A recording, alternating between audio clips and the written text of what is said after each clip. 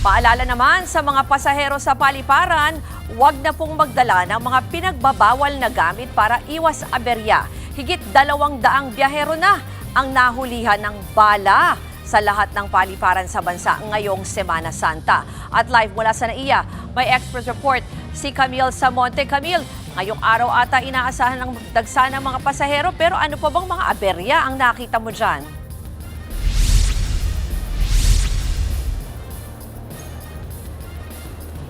Ruth, walang patid ang pagdating nga ng mga pasahero ngayong hapon dito sa NAIA Terminal 3. Kasabay nga niyan ay nag-inspeksyon din ang Office for Transportation Security para matiyak ang seguridad ng mga pasahero. Pinangunahan ni na OTS Administrator Yusek Gilbert Cruz at Executive Assistant Ernesto Tendero Jr. ang inspection sa departure area. Inobserbahan nila kung paano ipinatutupad ang screening ng mga pasahero at pag-check sa mga bagahe nila. Ipinakita rin ng NNIC ang mga X-ray scanner na ginagamit para ma-detect kung may mga dala na ipinagbabawal na gamit ang mga pasahero. Automatic daw na nahihiwalay ang bagahe mula sa scanner kung may ma-detect na explosive materials at bala. Sa ngayon, wala naman daw silang nakitang aberya o problema sa seguridad ng mga pasahero sa NAIA, pero marami pa rin ang nahuhulihan ng basyo ng bala at live ammunition. Simula nitong linggo, higit 200 bala ang nakumpiska sa lahat ng paliparan sa buong bansa. Ginagamit daw kasi ito bilang anting-anting ng ilang pasahero at meron ding nakakalimot na maalis ito sa kanilang bag mula sa shooting practice. Kaya paalala ng OTS, tignan mabuti ang laman ng mga bag para hindi na maabala at ma-delay sa paglipad.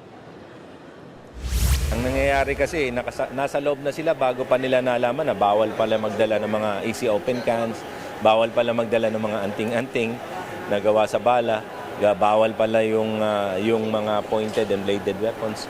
So, yun yung mga ginagawa naming input drive dito.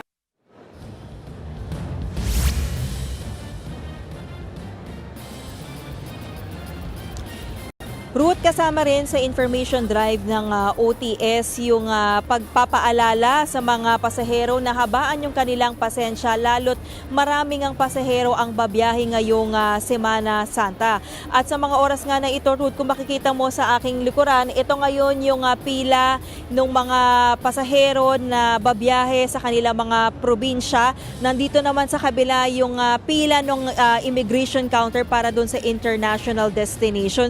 Sa ngayon, Ruth, unti-unti nang humahaba yung pila sa mga check-in counter, pero inaasahan talaga yung bugso o yung pinaka parang rush hour nga na tinatawag ng mga pasahero dito ay mamayang 4 p.m. hanggang 6 p.m. para yan sa mga flight mamayang gabi. Ruth? Camille, paalala lang doon ulit sa ating mga kapatid na babiyahe dyan dahil yung mga pagbabago ng terminal, yung iba, ngayong araw pinatupad. So dapat talaga mas agahan pa nila para sigurado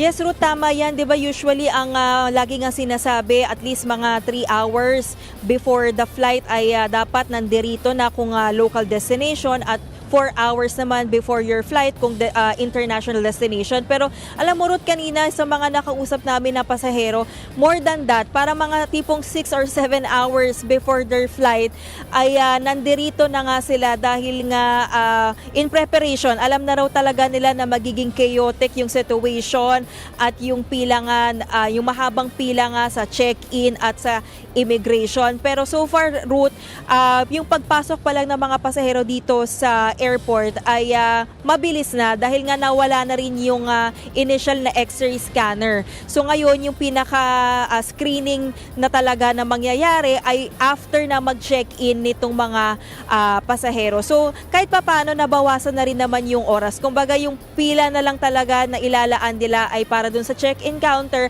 at sa immigration kung sila naman ay lilipad sa isang international destination. Ruth?